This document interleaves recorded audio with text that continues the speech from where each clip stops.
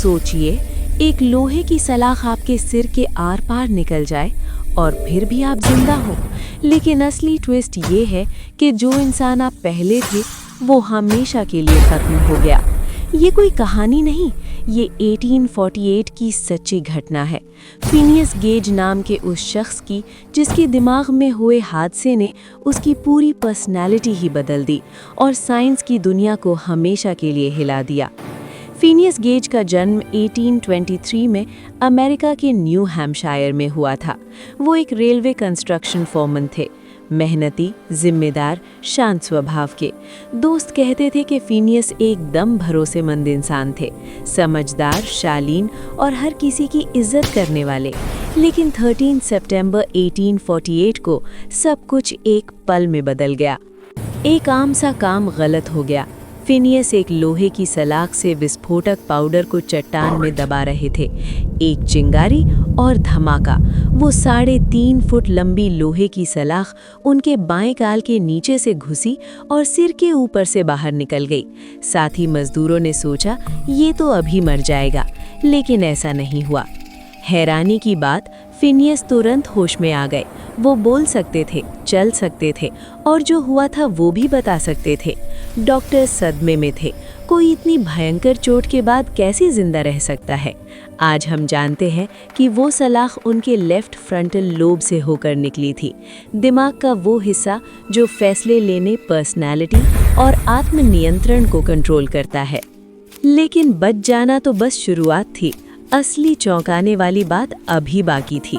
हादसे से पहले फिनियस शांत, विनम्र और जिम्मेदार थे। हादसे के बाद वो इम्पल्सिव, बदतमीज और अविश्वसनीय हो गए। दोस्तों ने कहा कि अब वो चिड़चिड़े, गुस्सैल, गालियां बकने वाले, किसी की सलाह नहीं सुनने वाले बन गए हैं। शारीरिक रूप से वो ठीक थे, लेकिन अंदर से वो फिनियस नहीं रहे। फिनियस काम तो कर सकते थे, लेकिन अपनी पुरानी जिम्मेदारी वाली नौकरी नहीं संभाल सकते थे। उनकी पूरी जिंदगी की दिशा ही बदल गई, सिर्फ इसलिए क्योंकि दिमाग का एक छोटा सा हिस्सा डैमेज हो गया था। ये केस पहला डॉक्यूमेंटेड सबूत बना कि फ्रंटल लोब पर्सनैलिटी और सोशल बिहेवियर को कंट्रोल करता है, मॉडर्न न्यूरोसाइंस की नींव। अब समझिए ऐसा क्यों हुआ। फ्रंटल लोब दिमाग का सीईओ है। ये planning, decision making, impulse control और सोशल जजमेंट को संभालता है। जब फिनियस का लेफ्ट फ्रंटल लोब डैमेज हो गया तो इम्पल्स कंट्रोल खत्म हो गया, डिसीजन मेकिंग बिगड़ गई, इमोशनल रेगुलेशन टूट गया। मतलब उनकी पर्सनैलिटी की पूरी मशीनरी ही रीवायर हो गई। आज के न्यूरोसाइंटिस्ट्स ने फिनियस की खोपड़ी का डिजिटल रिकंस्ट्रक्शन किया है और सटीक जगह दिखाई है जहां से सलाख गुजरी थी। फ्रंटल कॉर्टेक्स की फंक्शनल स्टडीज में भी यही पता चलता है। ये थ्योरी नहीं, ये फैक्ट है, पीयर रिव्यूड स्टडीज और हिस्टोरिकल रिकॉर्ड्स में डॉक्यूमेंटेड। फिनियस गेज की कहानी सिर्फ एक हादसा नहीं है, इसने न्यूरोसाइंस को ट्रांसफॉर्म कर दिया। पहली बार साइंटिस्ट्स के पास कॉन्क्रीट एविडेंस था कि दिमाग के specific areas personality, social behaviour और डिसीजन मेकिंग को कंट्रोल करते हैं। आज ब्रेन इंजरी के हर केस को फिनियस गेज के हादसे के कॉन्टेक्स्ट में देखा जाता है। एक केस जो आज भी हमें सिखाता है कि इंसानी दिमाग कितना नाजुक और कितना अद्भुत है। ये एक गहरा सवाल भी खड़ा करता है, आप में से कितना आप असल में आप हैं? अगर एक छोटी सी चोट पर्सनालिटी को बदल सकती है तो आइडेंटिटी को कैसे परिभाषित करें? इंसान होने का मतलब क्या है? फिनियस गेज हर संभावना के खिलाफ जिंदा रहे।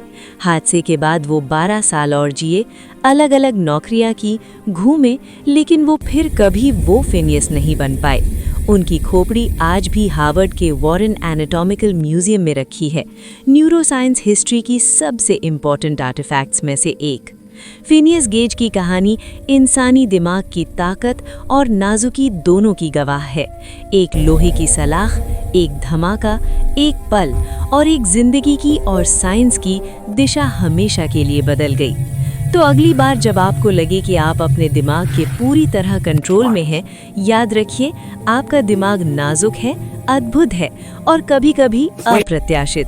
और शायद आज आप जो है वो सिर्फ आपके सिर के अंदर की इनक्रेडिबल वायरिंग का नतीजा है। अगर आप ऐसी और कहानियां देखना चाहते हैं जहां साइंस और इंसानी दिमाग टकराते हैं, अभी सब्सक्राइब करें।